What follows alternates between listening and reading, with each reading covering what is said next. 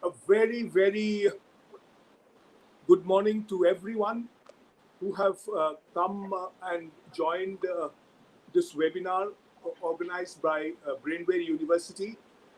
Uh, just just a word or two about the university. It's a very young university. It's about 4 years old, but it has already have more than 4,000 students, and it has courses of 50 plus at the moment, generally on the computer science and technical subjects. But we have a, a, a department and which is growing also in terms of liberal arts, humanities, and media. Media science is also a department, very young, but it is there is a lot of enthusiasm in it. So it is one of the first webinars trying to bring in the important galaxies like you to be able to give some encouragement to the new students who have joined the university. Now we are in the process of going through an induction process of the new students. It is just an attempt to make them feel encouraged. We have lots, lots of, negative things coming said about the media. So I will introduce our, star speakers today, and then we will ask one by one, so that they can at least tell them, in spite of the COVID, in spite of the economy, the media sector itself, for various reasons, it is not on the downside. It is on the growth path. Why and how it will be, what will be the future? Let us discuss. So that will also be something for the students to feel encouraged and also understand the reality. So we have here uh, Mr. Dilip Cherian. He's a veteran in the media industry. He has been for long a media personality, and now he he owns a company called Perfect Relations. I mean, a media company, and he you can say drives the media. He's a driving force in the media industry itself. Dilip, we have also Professor KG Suresh. He's a big name. He's also from the media, but then he switched to academics like me, and he was heading the, was the Director General of the famous Indian Institute of Mass Communication in Delhi. And now in Dehradun, he has set up a new organization, a new media institute, which I was talking before we started. We were talking about it in the lovely surroundings of Dehradun. He has got a new institute of to train the media. The people, the future journalists. Then we have Arijit. Arijit, he's also a leader in, and very long he has been with the media industry. He heads the Economic Times in Bombay, and as you know, I mean, this is where things are happening. You know, I mean, the man who has been, looking after where the Indian industry, or where the Indian economy is moving. So he's the man to discuss or talk about. And we have he's quite young, and we wish him all the best for his future. And the youngest among us is Nilashish. He's a student of media. Nilashish studied in Manipal University, and then joined the Google. And now he's I would say, in terms of job experience, he's also a veteran. He's a digital marketing specialist. So there are options for media students to farm out, and not just into the traditional print media or the television or public relation. There can be other, because the IT sector is also growing. So we will listen about the growth sectors, or the areas where media students can have their future. So thank you, Nilashish. Thank you, Dilip. Thank you, Professor Suresh and Orijit, for coming and joining us. We will ask our guests to speak for some time on this topic. I mean, the topic, let me name the topic. Once COVID may change, it is definitely, it has changed. We have gone online now. The classes have become online. So it may change the process, but it will not lessen the media opportunities. That is the main topic. Well, naturally, we can add on to it whatever we think is possible, or whatever we think is relevant. So can we start with Dilip? Dilip, can you sort of give us some hope? I mean, where we have in media, for example, we have so much of negativism, so much of I mean, like fake news. People try to question our credibility, and I mean, I mean, the paid news and everything. And in spite of that, there are so much of interest among the youngsters to study media. Why is this? And I just want to quote one line from one of the reports, the latest reports of Fiki and Ernst & Young. The latest report says, in spite of everything, of course, they did not take into consideration of the COVID, the industry has been growing 13%.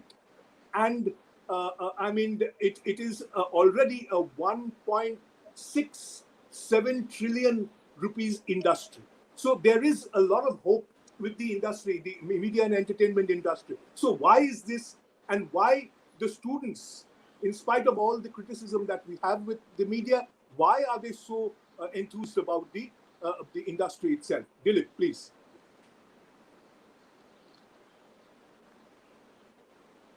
Thank you. Thank you, Buroshiva. Really a great pleasure to be here with Professor Suresh, Arijit Barman, and Nilashish Basu. Thank you. And I hope that we are able to throw some light on the questions that you have raised. So, all of us have been watching the progress or the process of COVID changing our lives. And I think that media has also been watching it, but unfortunately, the way media has been watching it has neither been constructive nor creative. So I'll begin by saying that there is, in some senses, a, a change which has been happening for a while, but which COVID has made, in some senses, more public and more visible. Because of COVID, dramatic shifts happened in the media landscape. Um, all of us know that newspaper circulation probably dropped between 40 to 60% during this period. A lot of people give rosy figures, but I would say that anyone who is um, uh, tagging it as less than 60% is probably being unfair to statistics. The good news, though, is that newspapers are back. They're roaring back, and you can see that as of you know the figures that we have got at Perfect Relations refer to end July, that they are back, and the drop is less than 30%. So I'm saying that if we take the month of August, the drop in total will probably be around 20%. So it's still some way from reaching what used to be January 2020 figures. Consumers have discovered, like all of us have discovered, the benefits and the advantages of e-newspapers. I do all my reading in the morning, and we in the company monitor about 170 publications, and the monitoring goes on seamlessly because publishing has changed the landscape, and access is now taken for granted. What has grown during the COVID period is television. Average daily viewership of television, from what we understand, has gone up by 12%. And social media, and I'm sure Nilashish will explain and go granular on this, but time spent on social media has surged by 25% in urban India. So we don't have figures for rural India, which I'm willing to stick my neck out with. But I think urban India, the figure is quite substantial. So if you take the broad sweep of media, people have been exposed to more media as a result of COVID than ever before. More time available, more access, more ease. These are the three factors which have driven this. Does this mean more opportunity for the young people who are listening? Yes, if you know what media to get into and which aspect of to look at, where the growth will actually happen. Uh, Most of the media that exists will also be scrabbling for revenue, and therefore, um, you know, between Google and Facebook, they are the big revenue generators for all e-publications, and therefore the dependency on those kinds of avenues is changing the landscape even from the advertising point of view. Now, some of these changes that have taken place are not going to be reversed very easily. For example, talking of a different kind of media, movie releases have shifted almost entirely to OTT platforms. So there is not that much dependence on the Friday opening figures. You can open on a day of your choice, you can open on a night of your choice, you can open at a time of your choice, and media is now flexible enough to understand that this is the way of the future. And film is usually a precursor to what's going to happen to the rest of the media, which is why I'm bringing it in here. I'm not going to cover everything just now. All I want to say is that the and I'll stop in a few minutes so that others can then get in, and then we can come back around if you want any further clarifications or if you want us to carry on further. Is that all right for you, Burishwa? I'll speak for a few minutes more. I'm not going to take up 8 minutes as you requested, please, but I'm going to please. stop in a few minutes.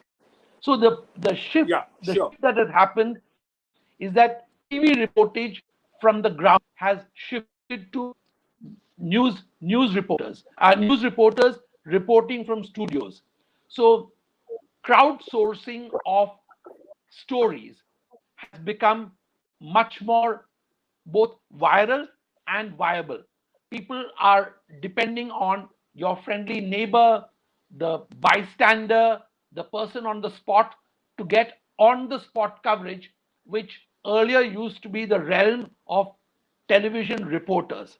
So you've seen a few exceptions of reporters who've done exceptional work in terms of reporting from the ground.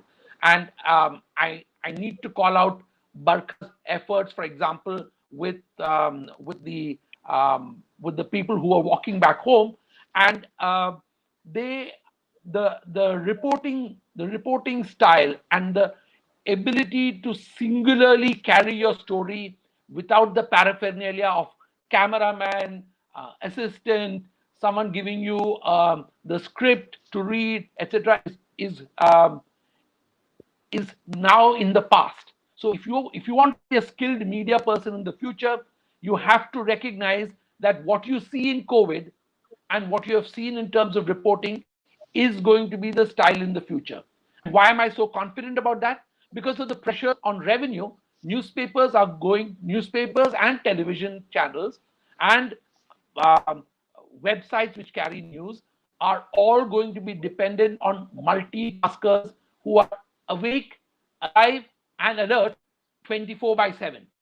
So, as a profession, we have um, compromised with geography, we have to compromise with time limits, and we have to recognize that there are no barriers to the barriers between private time and office time have all gone for a toss. So I'll stop here. These are the changes I see at the moment, and this is the direction that I see media going at least for the next few years before the next inflection point happens. Yeah. Thank you. Thank you, Dilip. Professor Suresh, we'll come to you. You're the star speaker. We'll come to you. But let me sort of ask Nilashish to carry on from for the new generation. I mean, what are the new avenues the online avenues that you see, which Dilip hinted. So Nilashi, No, please. yeah, and first of all, it's a great privilege and honor to be present among you all, and it's great to hear from all of you and interact with students. And as Mr. Sheridan rightly mentioned, there has been an inflection point in media. So I will kind of highlight a couple of factors which I think are have changed or will stay this way for the next few years or even more. One thing is the whole work from home thing. Work from home in a hybrid model or in a long term model will stay for the near future. And I think that represents a great opportunity for uh every one of us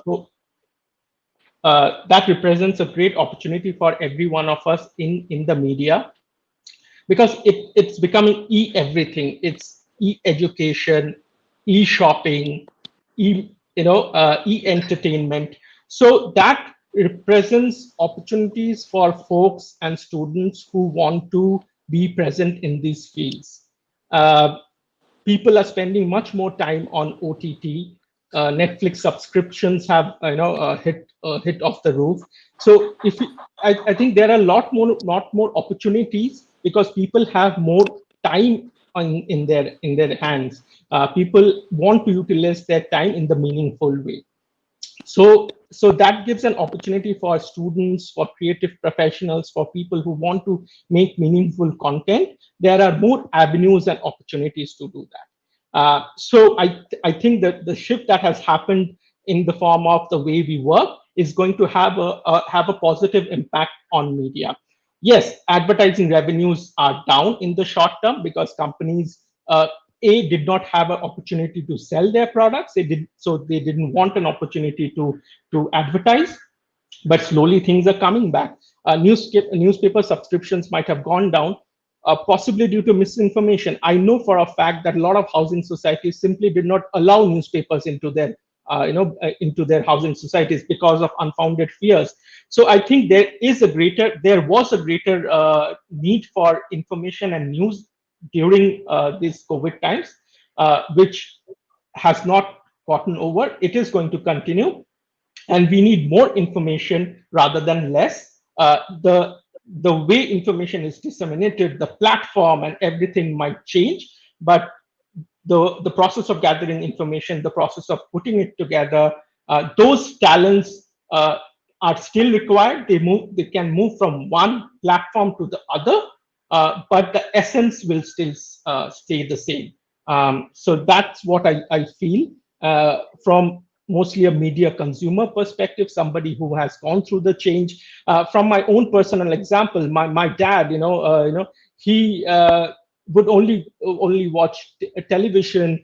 He would go to the shop to buy things physically. But now that things have changed, he's ordering medicines online. He wants to maintain that physical/social distance. So the entire integration with technology, entire integration with some sort of media has definitely changed in the last few months or quarters, and that is something which is going to stay, which holds great opportunities for the students who are coming in. Every one of us needs to upskill. All of them do. And I clearly remember something, sir, which you mentioned when I was passing out of Manipal University, that as we get into the industry, we really have to unlearn what we have learned, which means that we have to keep upskilling ourselves. That is something the students have to continue doing. But overall, I do see a lot of hope. I do see exponential growth in a lot of industries and media industries.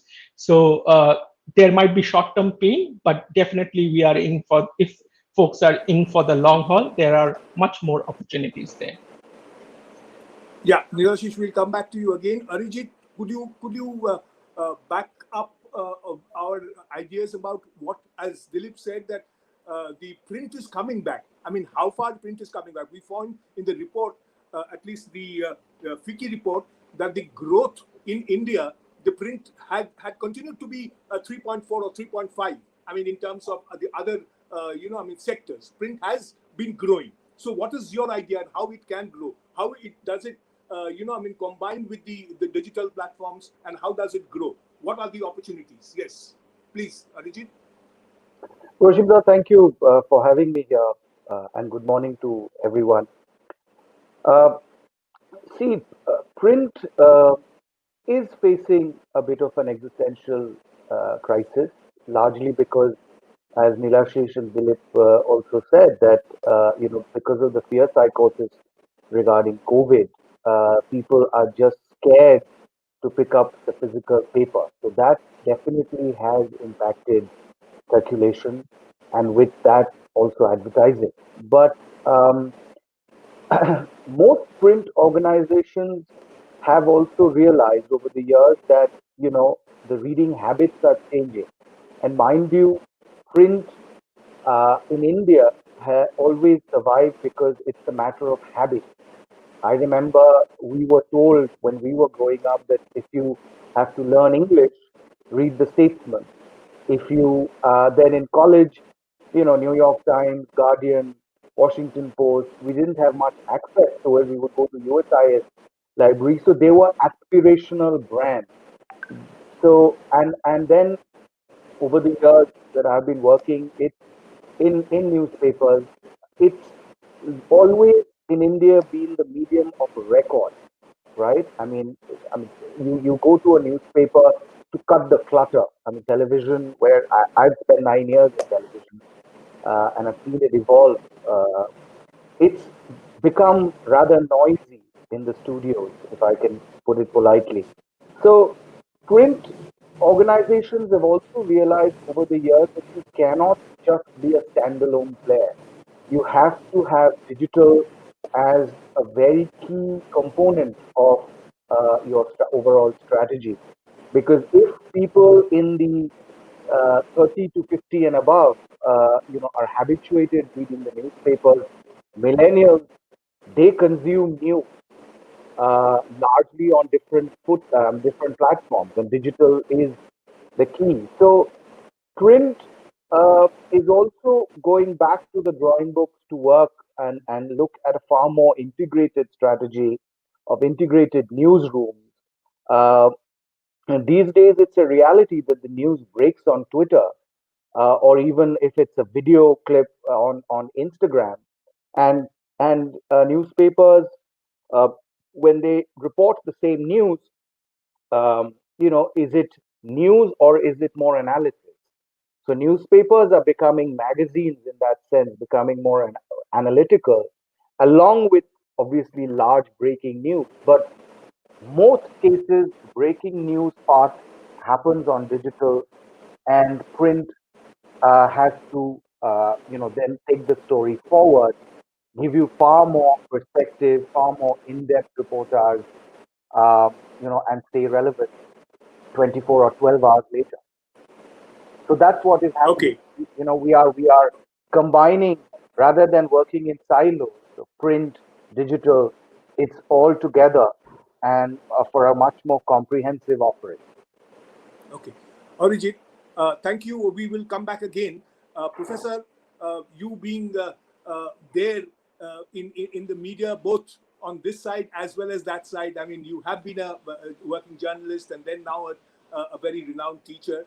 I mean, what our field people like Nilashish talked about the digital media, and then Arijit the print media, and Arijit talked about the combining the two. I mean, do they sort of be rivals, or how do they survive, or how do they to their mutual benefit? How do they combine or cooperate? How do they do it? Yes, Professor. Absolutely. Thank you. Thank you. Good morning to all of you, and a happy Janmashtami. Uh, uh, Really delighted to be part of this distinguished panel, and great connecting with old friends like Dilip after a long time, and great. I think that my previous speakers have already put the things in perspective. But, today morning headline is about the violence in Bangalore, 3 people killed. Now that has been the outcome of what you saw in a Facebook post. I think this once again reiterates, the importance of mainstream, whether you call it so-called or whatever, of credible media. And this entire talk about citizen journalism and all that, I have my issues because only yesterday I read a news report from Assam which said that the Assam police has seized, got hold of many people who were operating Facebook pages which used to reveal the names of rape victims. I'm sure, Neela Sheesh has gone through that report.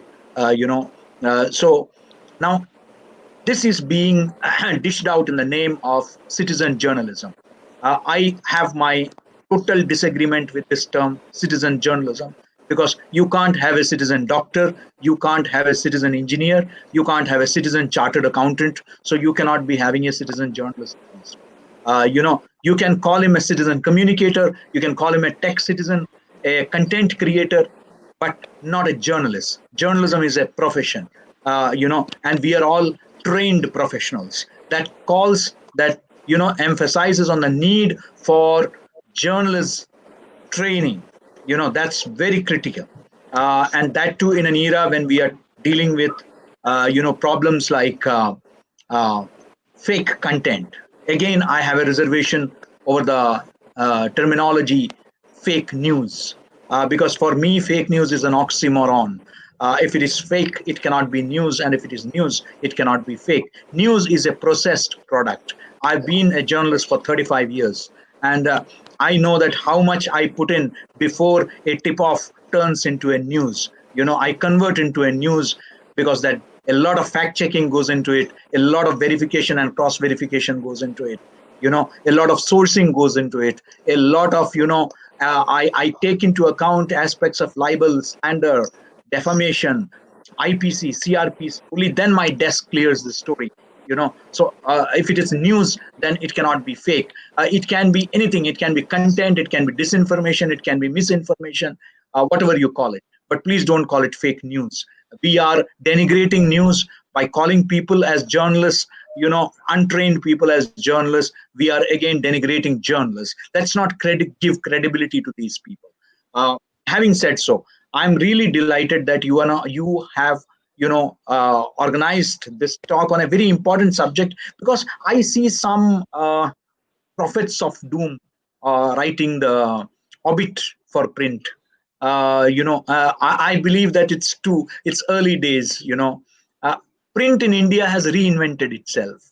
I can name number of newspapers who have not just they are not just having multiple editions, but I come from Kerala, and in my state you have newspapers which have converted themselves into community newspapers, and community newspapers are thriving in Australia, in Canada, in so many countries. And that's what they talk about: individuals. They talk about yes, they do cover global and national and local issues in a big way, but they also talk about the people in their respective areas, and that is how they are becoming relevant to the local people. That is important. So I don't see, honestly speaking, an early demise. Yes, as my earlier panelists put it, yes, absolutely, there is a switch over from print to digital, particularly among the youngsters, and from entertainment channels to to news channels. If you look at the BARC ratings, there has been a shift from entertainment channels to news channels. That's primarily because entertainment channels were not having fresh content during the COVID. Shootings had stopped, and they were not having, so they were repeating, retelecasting the old episodes. So then you saw the Ramayana and the Mahabharata being brought out by Doordarshan, and they are hitting the world records. So people, and secondly, people were confined to their homes, and they were hungry for information, for news related to their cities, their country, their localities. So they were switching over to television. But I think that as we normalize, as the vaccine comes into play, I think that things are going to be different. We are going back to entertain. Yes, as it was mentioned here, OTT platforms, are going to be big time in the so far as digital is concerned. They are going to be Yes, we are going to use digital more, no doubt about it. But I believe, Buroshiva, that you may talk about technology ad nauseum, but let me tell you, ultimately, content is going to be the king. Content has always been the king, is the king, will always remain the king, queen, prince, princess, whatever you call it. That's going to be the reality. Who has content? I mean, Dilip referred to a fellow journalist. Now suddenly from nowhere, because um, she had problems with the television channel, and then she started this, and suddenly a lot of people started watching her, not because she's doing it, but because of the content that she was providing. Let us be very clear about it. I think that I see a lot of youngsters coming out with innovative content, and the kind of eyeballs they are grabbing, that's, I mean, awesome, I would say. And that is because today people are looking for customized content. Now you are looking at a consumer's market. It's no more that you dish out whatever you want and people will are forced to watch that or read that.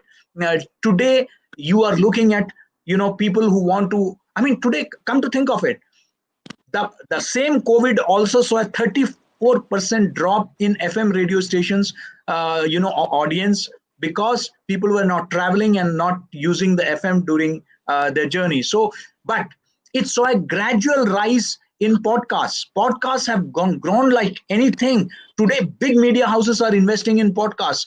So you have podcasts in mythology, you have podcasts in religion, spirituality, tourism, you name it.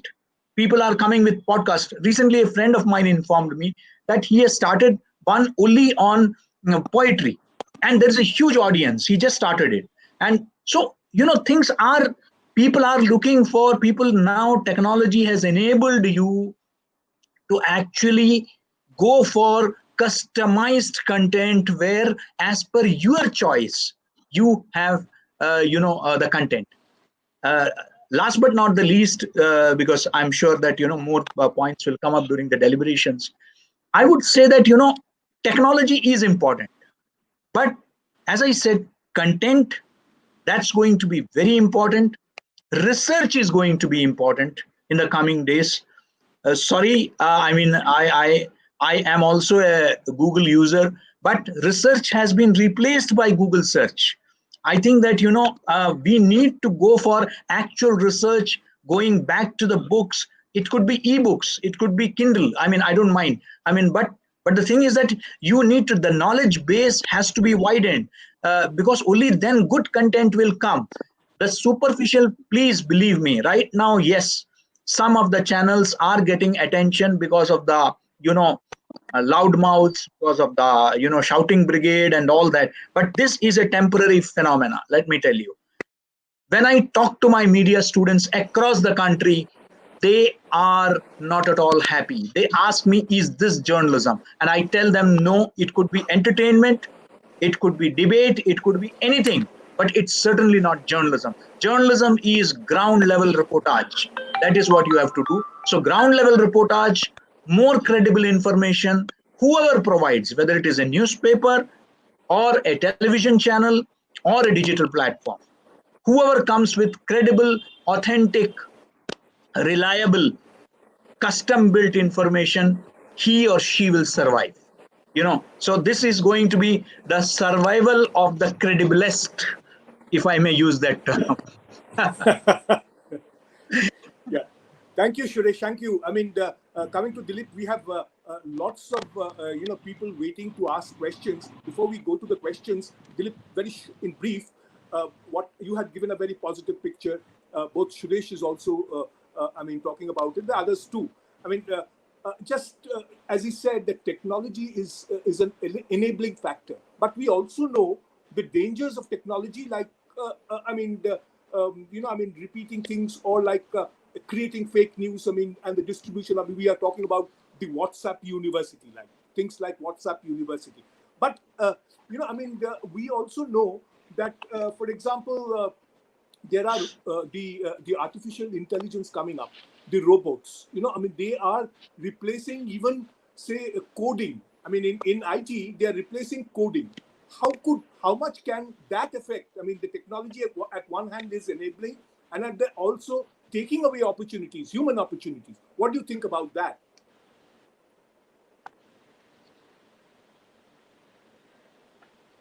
Is that for me, Yes, Roshibo? Dilip, yes, it's for you. I can't hear you. I'm hearing you in patches. Huh. Okay. Just, Since nobody is going, I'll go for it then. yeah, please, yeah. My my my sense is that the there are at least two silos. One is what is called auto-generated content, and that's going to grow, and it's frightening what AI and machine learning is doing in terms of creating content, and not just creating content but also creating programming, everything.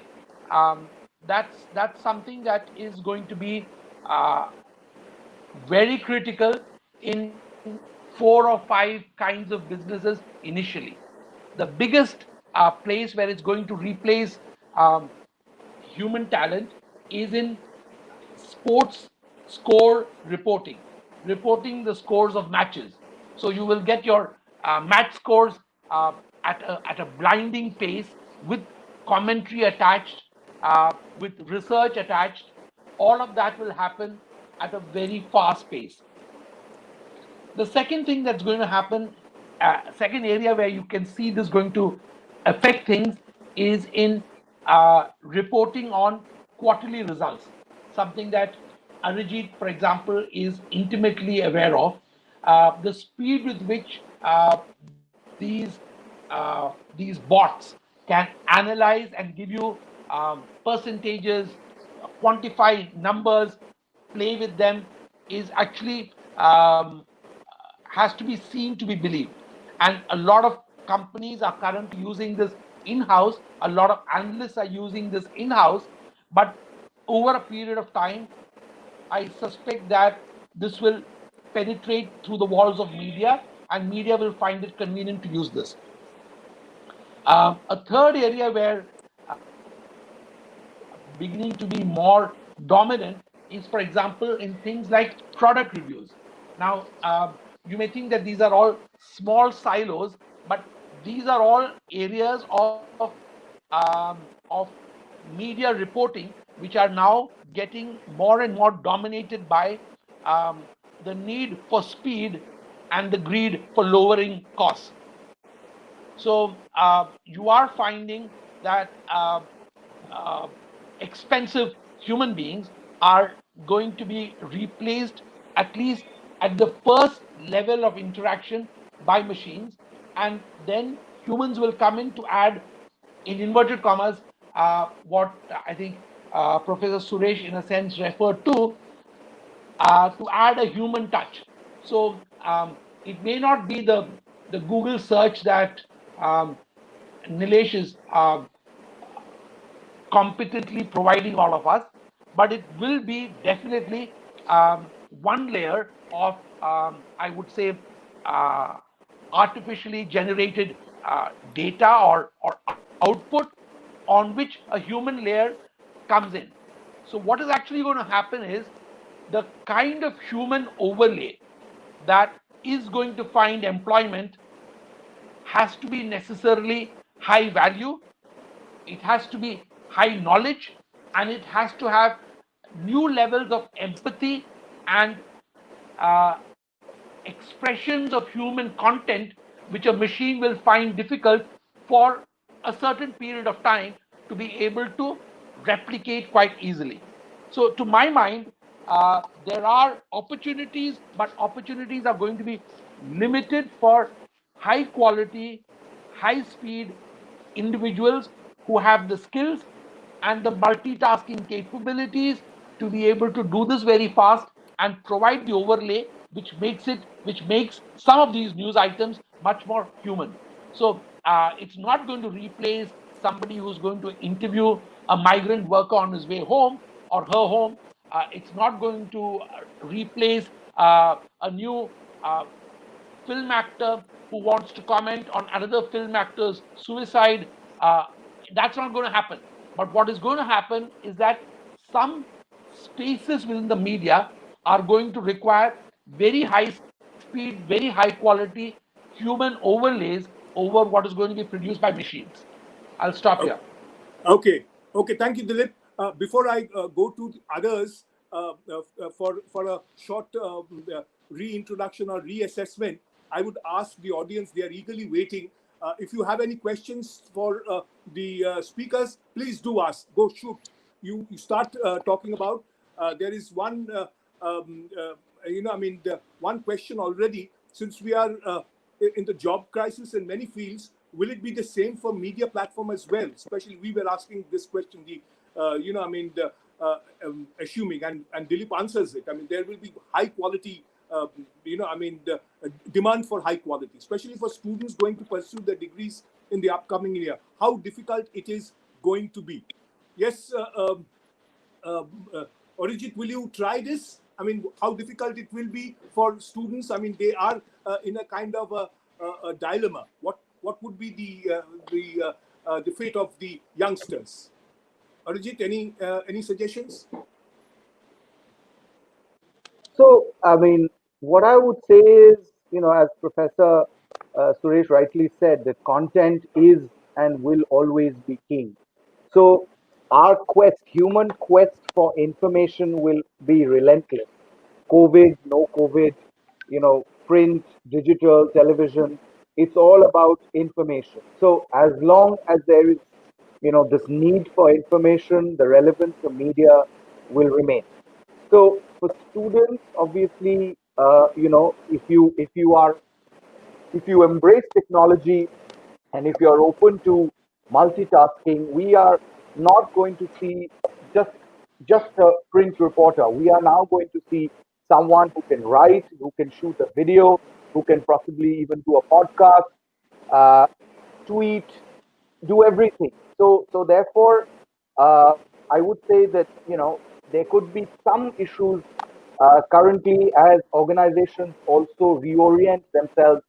But in the long run, if you are innovative, if you are if you can adapt to technologies and are open to trying new things, I think this is a golden era because even individuals are becoming brands. I mean, the whole idea of podcasts, the whole idea of newsletters, customized content, that makes individuals as brands. As we're talking about a former colleague and a friend of mine, Barkha, she's also an individual brand. So earlier, 20 years, 10 years ago, it was always you're a journalist associated with someone. Now, even freelancers, if the content is good, can stand out and be noticed, and their content is monetizable. I mean, something that the corporate managers of the suits always strive for. That is the content.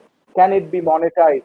Will advertisers or others buy that content? Or even interestingly, there are new business models which are emerging.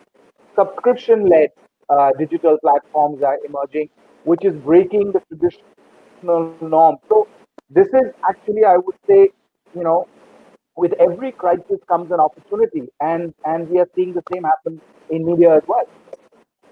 But can the print media, after all, the revenue is important. I mean, if can the print media improve upon or increase its revenue by going digital or having a digital, the supplement or a complement to the print, platform?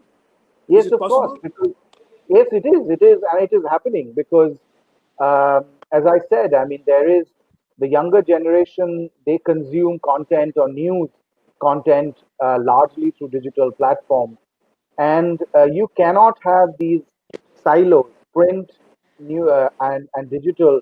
It's one. It's just an extension. It's just different avenues of consuming content. So we work very closely with our internet arm. Yeah, We write for them yeah. some which are exclusive content for them. So it's not an either or. It's actually working in tandem together and being relevant 24 hours through the news cycle, through the day, 365 days. Yeah, I hope, Ria, you've got your answer. Ria Biswas, who asked the question. I mean, you will have to, sort of adapt the changes. I mean, the content is king. Content is there. The platforms will change, so you will have to adapt your style to to your expression. Nilashish, what is your view of this? The robots taking over. And the big organizations like the IT organizations like Google, Microsoft, I mean, they or Facebook, maybe. What will they do to the young, the objective the young journalists with the objective of being, not biased? How will these big organizations, say Facebook or Google, be able to help them? I mean, not being misled with the huge data that is coming across through the social media. Yes, Shilashish? Thank you, sir. That's a great question. Yeah, that's a great question, and I'll build on what Professor Suresh mentioned. And also what Mr. Cherian mentioned in terms of one, content will remain the king, irrespective of whatever platform it is served on. The second thing is in terms of adding multiple layers of understanding or in-depth review to the content will always require some bit of human touch. I think any repetitive work which can be put into a system, maybe that can definitely come with a AI help. But where human beings need to move up the value chain by providing content review, in-depth understanding, that is something which the students should focus on, and that will help them kind of differentiate one from the other. I think Arijit kind of mentioned, of Barkha building a brand of her own. I think that is very important, not only in journalism, not only in media, but in every profession. You have to have a personal brand, and that you build through hard work, through knowledge, and through credibility. So to answer your question in short, I know AI will start playing a role in every facet of our life, but as long as we are able to build that credibility, build a personal brand for ourselves, we will always hold that value in the market and in any field. And to refer back to the question that somebody asked in terms of, I know students are anxious, a lot of folks are anxious because some parts of the economy are down, but we have seen from history that things and economies and markets and businesses do bounce back. So there would be a bit of short-term pain in certain sectors, and but I'm pretty much sure and very confident that Thank you. that people across the different spectrums will definitely bounce back. So yes, I think that's how I would end my answer here. Please focus on building your personal brand, build your knowledge, keep reading, keep learning, and you will always be relevant in whatever format comes up. Yes, there is another question which has to do with the advertising sector. I mean, saying that maybe this could be relevant for Dilip. How do we prepare ourselves in the changed circumstances, being part of the advertising sector in the coming years, in the changed environment? Is it? Am I audible? Can you, or do I repeat the question? I'll start with a I'll start with a little joke. The first thing is that you probably need to be much more careful about your spelling. And that's just a joke, but it's something that students today tend to ignore, thinking that spell check will take care of their lives. It doesn't happen that way. It can make things worse. Advertising, in terms of advertising, the best way to prepare yourself is not to study advertising. The finest minds in advertising as well as in journalism have come by focused study of something entirely different. So the myth that you need to study advertising at the undergraduate level to be a great advertising whiz kid is incorrect. You may be able to get an internship easier if you are in one of those institutes which teaches you advertising as an option, but doesn't matter what course you do, you've got to be you've got to have a febrile mind, something that actually is curious and willing to explore everything. Great advertising at the end of the day is what speaks to the heart of the consumer, and she is not interested whether you got a degree in advertising or not. She wants to know whether the message you put out, the content you put out, and once again I will repeat what was said earlier, that content is king, whether it's visual content or textual content. You need to have content which speaks to the heart of the consumer, and if you can do that, you've got a future in advertising. But as I said, learn some skill, master it, and make sure that you have all the bells and whistles in terms of making sure that you are doing it right.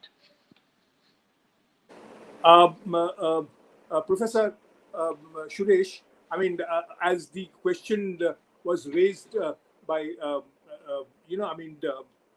Dilip also, I mean, it is the lack of, you also said that the journalism is a profession which needs training. I mean, the element of wrong spelling, wrong idiom, this is something which needs a lot of cultivation, which doesn't happen. Maybe even in our institution, it's not taken care of. How do you, what would be there can be shortcut in this? I mean, how could you make the students more careful about their expressions or language? Yeah, Professor. Absolutely. I think that, Dilip referred to a very important point, whether it's journalism, advertising, public relation. Today the biggest casualty I see in media schools also is that, people, when it comes to language, I think students are neglecting it like anything. And that's very unfortunate. You see, we are basically playing with alphabets only, whether it is creative or it's journalistic. We are playing with words, we are playing with alphabets, and if you're not sure about that, then there is a problem. At our own institute, the news institute that you referred to, we are setting up an exclusive language lab. The whole idea is that, to give them training in language. For example, MTI, mother tongue influence, is something which is absolutely unaffordable in a medium like television or radio. You cannot absolutely have MTI or mother tongue influence. That's very important, so that has to be taken care of. I mean, one problem, you see, I believe that the root cause is because students are no more reading. You see, this is the problem. Students are no more reading. I mean, they're not even reading newspapers. And I'm not talking about this year. I have been, teaching for the last 2 decades. And wherever I have gone, I have found a problem with students not even reading newspapers, and they're aspiring to be journalists. This is most unfortunate. And we had to have regular classes in the morning only for, that's called newspaper reading session. We will make them sit before us and make them read newspapers. Because as Arijit said, that statesmen, I mean, we were also told the same thing. Statesmen, the Hindu, you should be reading these to improve your language, your general knowledge, that you should be reading. Now those days are gone. People are no more reading. We used to regularly read the Reader's Digest. Now that emphasis on language, articulation, the way on television channel people are pronouncing, particularly unfamiliar names, there is no training. I mean, there was this classical case of a Doordarshan anchor referring to the Chinese president as Lenin Jinping. Now, this absolutely shows the absence of training even at the institutions, I mean, that's Yeah. very important. We are not giving enough training even in our institutions, our media houses. I mean, once people come, and that is why repeatedly I am emphasizing everywhere that, like in the medical profession, you have CME programs, continuing medical education programs, wherein the medical professional updates himself with the latest in the field of medicine. Similarly, we should be having CME programs for media professionals, continuing media education. Absolutely. Some media houses Yeah. have technological upgradation, but I think that in terms of linguistics, in terms of style of writing, we need to upgrade the skills of journalists Absolutely. constantly. Absolutely. Yeah, thank you, Professor Suresh. I mean, there are lots of questions. So I just, open this question. There is a question from one of the RJs, important RJs, how radio will survive in the age of podcasts. Professor Suresh raised this question. What are the possible ways? I am a radio fan. I mean, the Absolutely. question, You see, podcast is there. No doubt that because of the COVID pandemic, people are not traveling, so they are not tuning into, FM stations. But I think that that will come back because FM at the end of the day is live. Podcast is not live, in that sense. FM is interactive. You can, and there is a connect between the jockey, the radio jockey, and the audience. He or she speaks about contemporary issues. I have been closely working with the UNICEF, and we have been training radio jockeys, in disseminating information related to cyber safety, regarding routine immunization. We have been working with them, and that has been great success. We have been yeah, awarding them also. And so RJs are going to be, it is RJs. Again, you see, it's going to be branding. It's going to be personal branding. Like the way you have now some television channels which are driven by the anchors, the primetime anchors. Similarly, the radio stations, FM stations will be largely driven by popular anchors or RJs.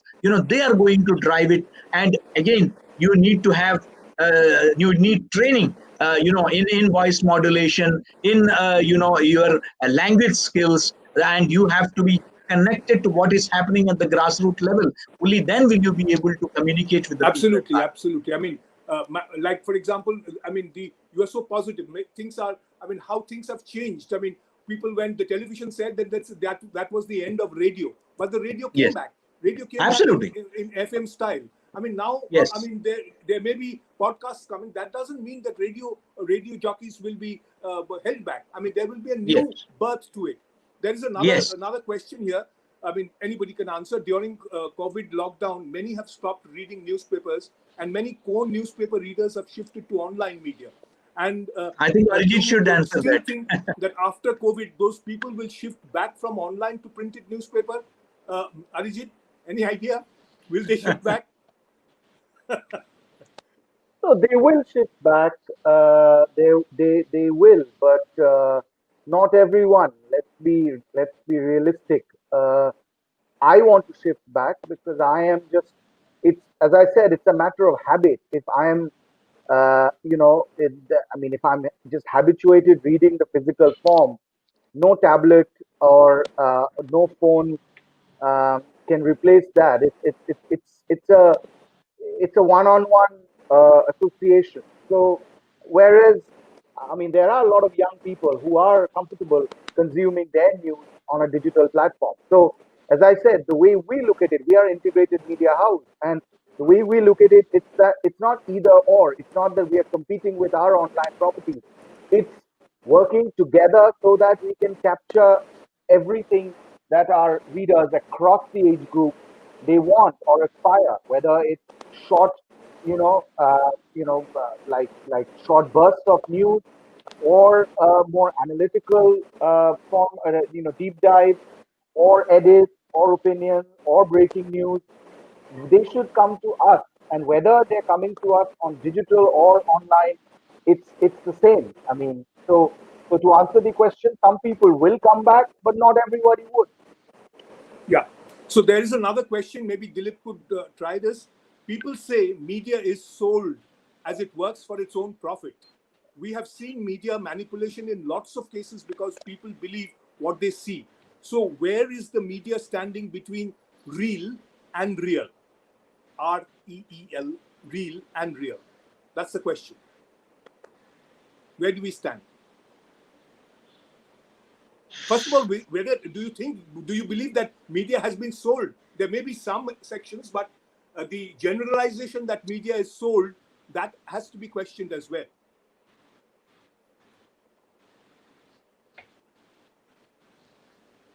Yes, Dilip?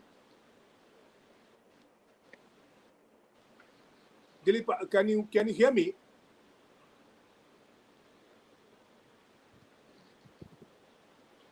Dilip, can you hear me? I think Dilip is having a problem. I'll go for it. I think there are multiple reasons why this refers to the paid media as opposed to fake media. There are multiple reasons why this has grown. The main reason is that India's consumers, as well as global consumers, are unwilling to pay the price for the consumption of news. If you open Wikipedia today, the first thing that hits you is a request for a donation. So there is no such thing as free media. And media has spoiled consumers and its customers by giving it at a price below its production cost. In India, the damage was done by India's largest publishing group, and it went into a cycle of a downward spiral. So what you're talking about is helping customers and consumers recognize that they have to pay pennies for accessing media. This concept of free media is what has resulted in media getting sold. The moment media is not dependent on advertising, 60% of which comes from government, you will find a more real media with REAL. So it'll be more real than the juice, and it will have the juice that makes it worth consuming. So consumers have to be trained into accepting and paying for the news that they want. Yeah, Dilip, Thank you. There is another question. It seems it's your question. There is a report, he doesn't specify, Tani Banerjee. There is a report saying that public relation jobs will be the one most affected post-pandemic. What are your views? My views, Tani, is that exactly what I said about advertising. Don't bother about learning public relations in college. If you're already enrolled for a course, don't drop out, but do a course which is much more hardcore. Do a course in science, do a course in law, do a course in accounting. That will prepare you for a career in public relations. In the meantime, improve your spelling, improve your capability of writing, improve your capability of storytelling visually. These are the skills that we are looking for. We are not looking for somebody who has learned how a public relations company is structured or how corporate relations and communications is handled. We can teach you that in 6 weeks. What we can't teach you is a real life skill in some sector which you need to know enough about to make yourself slightly valuable in the industry itself. Yeah, there's another question. I mean, maybe Nilashish can try. I mean, sir, I'm a new media content writer. I want to progress with content writing and also want to build my career. I want to know about the possibilities in content writing. I mean, that is what the question is. He answered, what is the institute or the university best to train? Well, I'm biased. I will say these. Here is the best place. But then I would ask. Nilashish, what is the prospects of a content writer? I mean, media content writer. I think as we have been discussing, I think content is important. And again, you have to have you have to have a. I mean, first of all, thanks, Chandrima, for the question. I think to answer your question, what I would say, get a good grip of the language. Prepare yourself for it. And as a lot of our panelists are mentioning here, you don't really need to enroll for a specific course on content writing, as long as you are enrolled for a course which is closer to what your interests lie. I don't think there are any barriers of entry to any of the media content writing jobs from my understanding and experience. Yeah. I mean, there is Jointo here. Hello, Jointo. I mean, Jointo saying the citizen doctor, uh, citizen doctor, no. Then why citizen journal? I mean, Professor Suresh, it's a direct question to you. Absolutely. I've been asking the same question. I mean, how can you have, I mean, a profession wherein anybody can just walk in, and claim to be a journalist? I mean, nobody can just walk in and claim to be a. I mean, yes, Dilip is right. That some of the leading journalists we have had in the last century never trained themselves. But because at that time you hardly had training colleges for media. That was one reason. Second, media has changed. It's no more just writing on plain paper or typewriting it. Media has changed. The skills are important today. So I'm not saying that it has to be a master's program followed by a PhD or something like that. But you need at least a diploma program to understand the nuances. You see, it's not just about content. It's also about ethics. It's also about the Constitution of India, which you need to know. It's also about your media laws, which are in place, whether it is IPC, CRPC, it is libel, slander, defamation. You need to know about these things. And that only a media college can teach you. So I think that to say that, today, because situation has changed, how to counter fake news or fake content, as we call it, how to, identify that. You need training in that, about sourcing, about, usage of technology today in a big way that is happening. Perhaps at an individual level, unless you can afford it, it may not be possible. I know there are even today people who don't have a degree or diploma in journalism, but it's like somebody practicing medicine at home, giving homeo treatments and other stuff without being trained in that. I think Yeah. that it is very essential for any person to have some basic skilling. There Whether it is is, yeah, yes. Professor, there is a general view that anybody can be a journalist. I mean, anybody can write and be published. That's the general view, and this possibly the social media has strengthened that point of view. I mean, And you have without seen the singling out- consequences. You have seen the Yeah. consequences. Even this morning, we have seen the consequences. Exactly. I mean, So there is we are fact checking. running out There of is time. fact checking. We'll have to. There is the Yeah. gatekeeping. There is the gatekeeping. There is the editorial process. That's the training part. That's the training part. How do you do it? I Yes. mean, how do you? Yeah. So I mean, there are lots of questions, but we will have to stop here. There is one more question, which I think, I mean, which can be a question for our, I mean, Times of India person, Arijit. Say there is Shushmita asking, if media is growing big, why can't a beginner get a fair amount of salary? How would you Well, face that? no. So what I would say is, it's not that we or media organizations now pay peanuts. Things have changed. When I started in 1997, 98, my starting salary was 2,500 rupees, and when I got confirmed 6 months later, it was 5,000 rupees. This was in Calcutta. Well, I started in the 80s with 250 rupees as a trainee journalist in the Statesman. Just So 250, yes, carry on.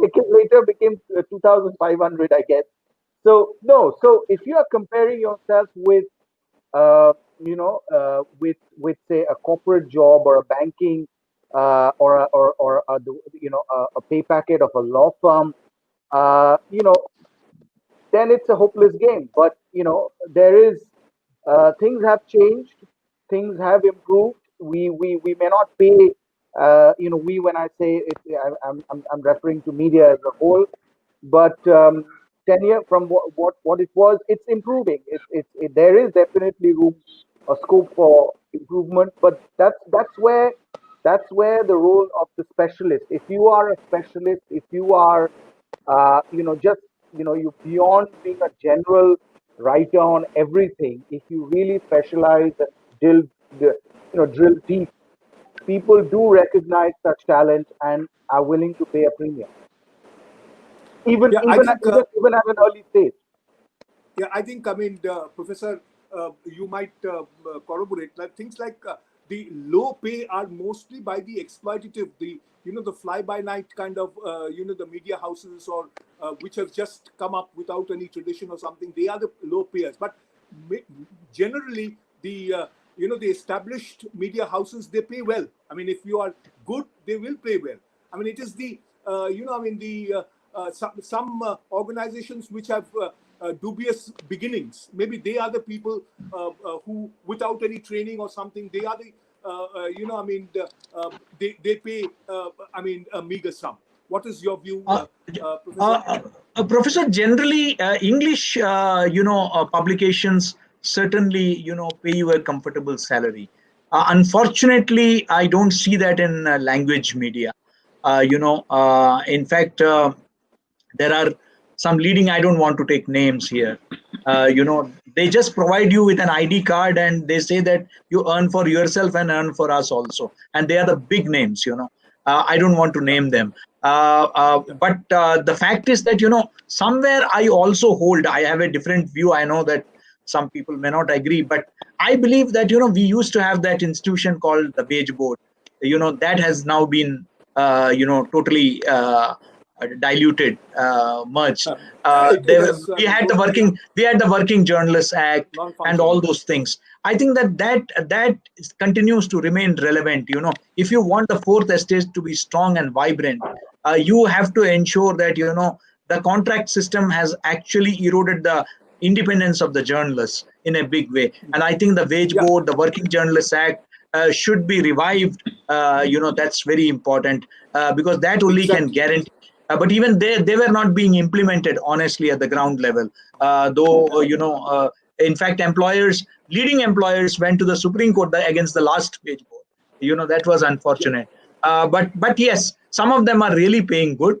But there is also the other spectrum where you have stringers and people working at the district level who are paid peanuts, and that is resulting in paid news. That's resulting in a lot of absolutely. people going for moonlighting and other stuff.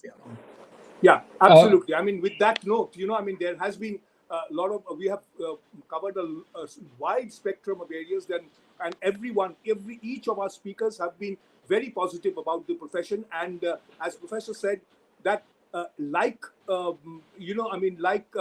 being a doctor or an engineer or a chartered accountant, this is a profession which needs proper training, which is lacking, which need to be strengthened. But at the same time, if we have to take it that seriously, there has to be a proper structure in salary and payment also.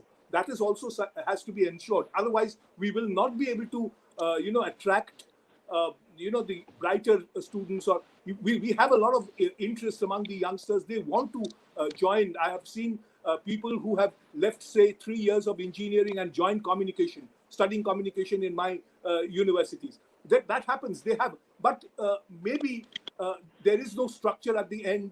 When after the training they don't get a good salaried job as a journalist. Possibly those things have to change. And with that note, we will end today's program. Thank you, everyone. Thank you, Dilip. Thank you, Professor Suresh. Thank you, Orijit. Thank you, Thank you. Nilashish, coming to, spending Thank you. so much of time, of your precious time. I know you are very busy people, but Thank then you. I'm sure this has helped our upcoming journalists, the new students who have taken up media or want to take up media, will be encouraged by whatever you have said. You have already discussed the problems as well as the prospect. Thank you so much, everybody. Thank you for coming. Thank Thank you. you. Thank you It Thank so was you. a much. real pleasure. Thank you. Thank you, Thank Dilip. Thanks you. for Wish your having me. students all the Thank you. best. Thank you. Thank Thank you. you. Okay. Bye. Take Thank care. you, Bye. Arijit. Thank you. Bye. Thank All you. the best. Thank you. Thank you. All the Thank best. you. Bye.